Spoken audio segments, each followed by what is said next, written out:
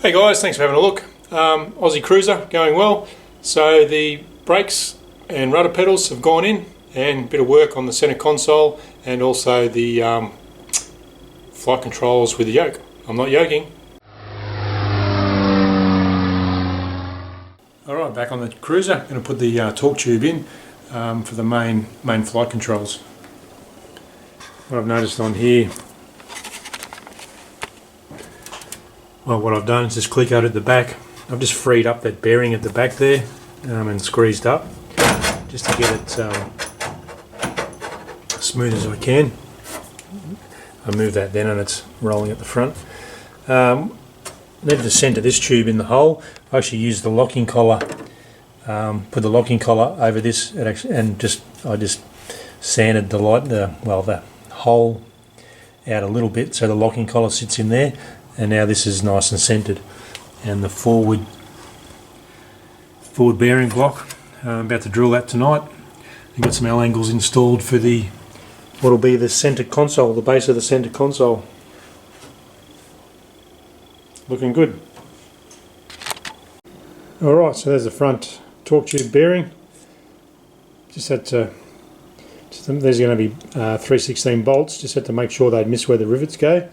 So a bit of spacing, but got those in alright, and that'll sit obviously over the tube, sit in there.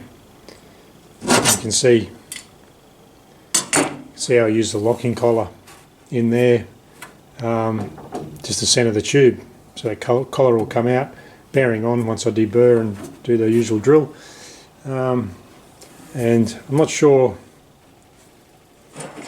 I have to have a look. I might even, with the bearing in there, I might have to put another L angle out this way for the side console, but I'll check that out. Alright, hey guys, I've got the flight controls in, done a bit of work and a bit of fun stuff. Have a look at this. So I've riveted the seats are riveted in, floor's riveted in. The console is riveted to the floor, got the forward bearing in, it's mostly riveted, I'll get to that, and got the joystick in. So I spent a bit of time getting that full and free and just beautiful. So yeah, that's really nice. The stops are on the back of that green bulkhead, green fairlead. I may be able to see just in there, which will get a fine tune once I've actually got ailerons on the wing, or flaperons. But you can see how that all, so the elevator bell crank up and down, left and right, all going well. Just at the front, so I'm going with the center console option, so there'll be L angles running along the floor here up to the center console. I'm going to design that. I had that in there, but the main importance for me was getting the flight controls rock solid and all perfect and lined up, which I have. I have got a bit of, I don't know if anyone else has run into that, where the collar is. Obviously it's nothing's done up and safe yet, but I've got about, you can see there, about 1/8 of an inch end float, which I can either have another go at that hole in this retaining ring. I could turn it 90 degrees and drill the hole about 3mm further out. But I think I might get a Teflon washer or some more shim and put in there. No one else seems to have mentioned that end float, but anyway, nothing we can't fix, and just make it nice and smooth. I've left these 3 rivets out. What I'm thinking of doing, I was going to run an L angle underneath this fairly substantial size L angle, but then I ended up with 4 layers and grip length became a bit of an issue, and being the main control bearing support, I've just placed the importance on that, got that riveted in, got that correct. Now what I'm going to do is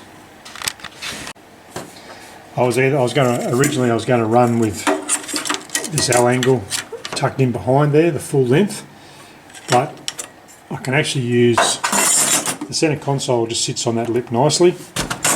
So with those 3 rivets, I'll just make up. I'm just going to make up a smaller piece that'll sit on top. You get the idea. Just to hold one anchor nut. Will sit in the middle there. The top. I'll put the shroud in. That'll help. Alright, so have a go at one of those clunky videos where we use one hand and try and film with the other. But, alright, there's the mount, there's the console. The console will come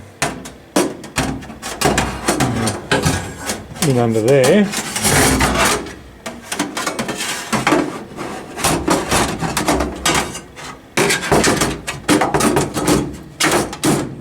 You get the idea. Console sits nicely against that L angle. I'll pick up the one anchor nut. This side will be riveted on. I'll rivet this side with the L angles on the floor. So that'll be the centre console. And then on the other side, on the pilot side, I'll go with anchor nuts.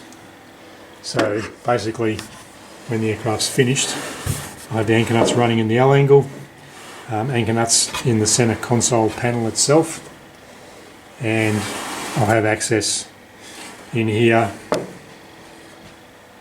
for basically everything. Rudder pedal cables and everything that runs forward, fuel lines, and then also access to mount switches and gauges and all the cool stuff that the chicks dig on here. So going well, having a bit of fun, tied down in the weeds a little bit, little jobs, making up brackets. I've got a soft spot at the back here, a little bit of oil canning going on, but it's surprising once you Cleco things together, and you know, that'll buff out sort of scenario. I may even put an L angle just across the back there, but that's part of being a home builder. So far, going well. Firewall's still Clecoed in. I'm almost at that stage. Once I get this centre console done, I think I will start pulling apart and maybe even mask up from here forward and paint, or paint the whole interior. Trouble is, once you paint it, then you worry about scratching it, I guess. And one thing I am aware of, all the swarf that you create, falls down in these gaps. So you got to be careful. You can run a bit of tape over there and sort of try and save just all the dorky bits of swarf that get in everywhere. But the vacuum cleaner is still working, so yeah, progressing well. More importantly, loving the build and having a lot of fun getting it done. Learning a lot, a few challenges, but bit by bit. Time to go inside. It's freezing. It's 6 degrees outside, and the little electric heater's not cutting it. So yeah, come back tomorrow. And the centre console going together, all Cleco together. Got my L angles in the bottom there. Just need to probably brace this so that I can square up each end. One side will be riveted on, and the other side will be anchor nuts. Going well. Alright, the bottom L angle's in for the centre console. Centre console's Clecoed in. And you spend a lot of time, I guess, making up. I just made up a little bracket and notched it out. So that'll now sit. I left out 3 rivets. Sit on top of there, just as a not a relief, a rest for the side. Just has the one rivet in it, and on the other side will have one anchor nut, just to give that side some stiffness. So when I'm doing a 4-point roll, I don't kick the side, I guess. So anyway, going well. Alright guys, just another update, I guess, on the Cruzer, Aussie built Cruzer. See how it's going. Having a lot of fun. Things are progressing well. I got my L angles in, my little standoff is in. I've ordered some anchor nuts, just the specific ones. Just need the anchor nut with 2 rivets on one side and then the threaded portion just to get into the corners. So I drilled this side's out to 5/16, which will have anchor nuts on it, and anchor nuts on the inside of the actual shelf itself. So that's all going well. On the other side, L angles in, drilled for rivets, ready to rivet. Obviously at that stage where not much will get riveted until I paint, etc. I've gone off to the factory and asked Roger Dubit, I think it is, pardon the pronunciation, at Zenith. I got that fore and aft. I might have shown it before. Just got some fore and aft movement in the yoke. Not a biggie. I think when the rudder cables are connected, well, I know when the rudder cables are connected at the back with both of them with a bit of tension, we'll just hold it back. But I'm tempted to put a shim in there, but I just asked the question via email. They should get back to me tomorrow. But really happy with the controls, full and free all round, beautiful. Spent a lot of time on that, just getting that silky smooth. And what else have I got going on? So next step in the book, got the manual out, brake pedals. There's not much finesse with this, so the hinge, and literally, where is it in the book? I think it's just a case. Yeah, there we go. Put it in the vise and smash with a hammer. Step 7. So I was going to do this last night, but the neighbours are just there. So this afternoon I might put this in a vise and smash with a hammer. Now the idea there, I guess, is to got a bit of a square block in a round hole situation, so I'm just going to curve the hinge. Probably helps a bit with adhesion. And then 4 stainless steel rivets, 4 into the rudder pedal and 3 into the brake pedal. And it gets a bit confusing on the bench because what is it? It's both left-hand pedals. Because when they're installed, this is pilot's left, and this one here would be pilot's right. They sort of overlap. So a bit of a mind game on the bench, just got to keep track of it. Obviously just mark it. So rudder pedals going well. I ducked down to the, I was down the shops, just grabbed the cheapest way I found to find Teflon, just in at Coles. I got some 3mm Teflon board, and another big chopping board, which is about 3mm as well. Just nice Teflon-y stuff. $6. And can cut the onions on it as well. So you can make little fair leads and things like that out of that stuff. Also off Amazon, haven't opened it yet, but I got some carbon fibre vinyl wrap. Comes with a little scraper or applicator. Looks a bit harsh, but credit card will probably work, or ideally a rubber squeegee. But I'm not sure. I'll probably do a couple of sample bits just to see I've got the right. This I won't take it out of the bag, but you can see it's carbon fibre, but it's got a nice sort of texture to it to make it sort of feel like carbon fibre. So that should come up good. That's going to go on areas. All the cool cats are doing it now. Just putting it on the surface and on those surfaces and on the dashboard, etc. And also down the big green avionics shop, Bunnings, I got this nice. I like having good stuff. I guess this, it's not just the sandpaper. This is actually the treads. The tread's a bit rubbery, so yeah, that'll be nice. They'll go just on the heel plate in there. So make a couple of nice treads. So all going well. I've got the parts. So assembled the seats. Drilled these. These are the seat back brackets. Stop the seat swiveling, which attach onto the seat pans, I guess you call those. So giving them a good scrub and a prep. They're ready to prime and paint. And this bracket here goes on the rear, goes down in the hell hole down there. So the main torque tube, and it's basically the rear torque tube support, so that'll go on there and then just make up this structure, go across the hell hole in the bottom.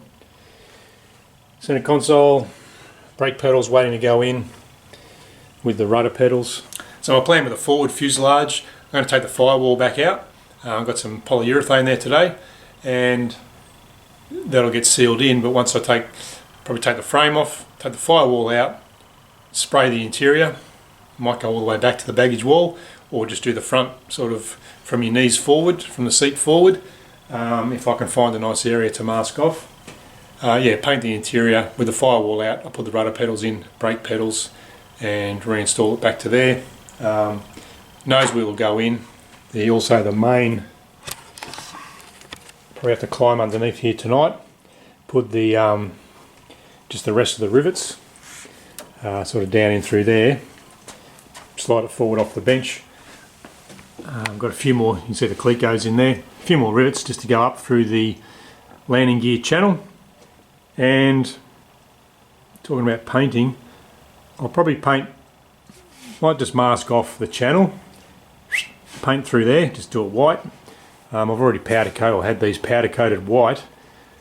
I'm pretty sure you can't, well, don't say can't, but painting over powder coat is a bit of a no-no, or take a bit of work because of the sheen and the type of stuff it is. So I'll leave that white, and I might just mask around here for now and paint through the channel.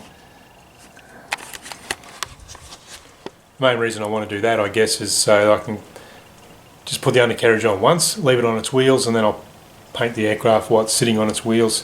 So if I paint the channel, all going to plan, just put the undercarriage on once, job done. A few people have asked, yeah, at the back here, I've left out some rivets.